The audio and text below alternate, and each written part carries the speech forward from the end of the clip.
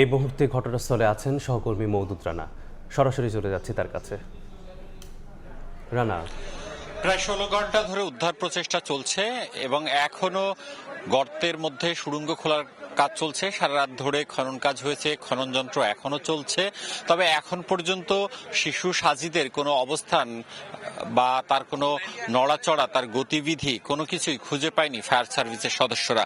Fire সার্ভিসের সদস্যরা যেটি বলছেন যে শিশু সাজিদ যে ছোট গর্তটিতে পড়েছেন, অর্থাৎ 8 ইঞ্চি ব্যাসার্ধের যে গর্তটিতে পড়েছেন তার পাশে তারা একটি বড় গর্ত করেছেন এবং সেই বড় গর্তের মধ্য দিয়ে তারা একটি সুড়ঙ্গ খুঁড়ে তারা সেই ছোট গর্তের কাছে পৌঁছানোর চেষ্টা করেছিলেন।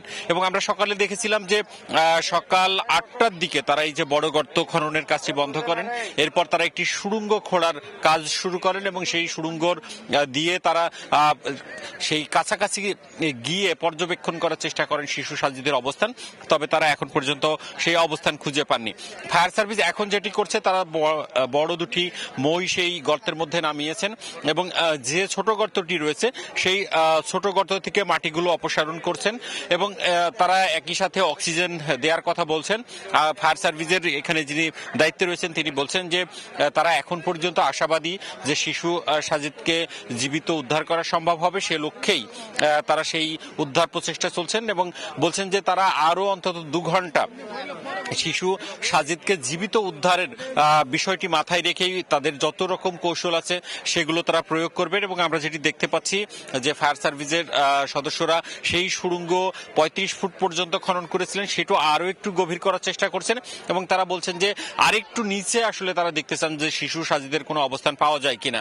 আরো একটু জানিয়ে রাখি যে গতকাল থেকেই ক্যামেরার মধ্য দিয়ে চেষ্টা করা হচ্ছিল শিশু সাজিদের অবস্থান, কিন্তু ক্যামেরায়ও আসলে বিষয়টি স্পষ্ট হয়নি, যার ফলে আজকে আর ক্যামেরা নামানো হয়নি। আমরা যেটি দেখেছি যে শুধুমাত্র অক্সিজেন সরবরাহের কাজটি করা হচ্ছে। আর স্থানীয়দের উপস্থিতি বাড়ছে, শিশু সাজিদকে ঘিরে আগ্রহ রয়েছে। এখানে যারা সাধারণ মানুষ রয়েছেন তারা তার জন্য দোয়া করছেন। তার পরিবারের যে আহাজারি, তার পরিবারে তার বাবা মা ঘটনাস্থলের পাশেই রয়েছেন, অ্যাম্বুলেন্স রয়েছে যাতে শিশু সাজিদ উদ্ধার হলে তাকে প্রাথমিক চিকিৎসা দেওয়া যায়।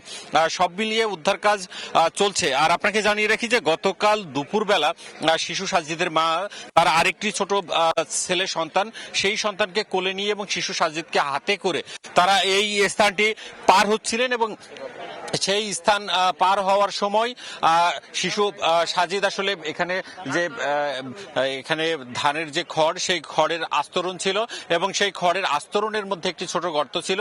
শিশু সাজিদ যখন তার মায়ের সাথে যাচ্ছিলেন তখন অসাবধানতাবশত সেই গর্তের মধ্যে পড়ে যান। এরপর সাজিদের মায়ের চিৎকারে স্থানীয়রা উদ্ধার তৎপরতা শুরু করে বেলা 2:30টার সময় এবং পরে ফায়ার সার্ভিস 4টার সময় এসে উদ্ধার তৎপরতা শুরু করে। সেই উদ্ধার তৎপরতা এখনো চলছে। এই ছিল রাজশাহী তানুর থেকে আমার কাছে সর্বশেষ। শিশু সাজ্জাদের উদ্ধার তৎপরতা এখনো চলছে। এ নিয়ে বিস্তারিত জানাতে যুক্ত ছিলাম ঘটনাস্থলে।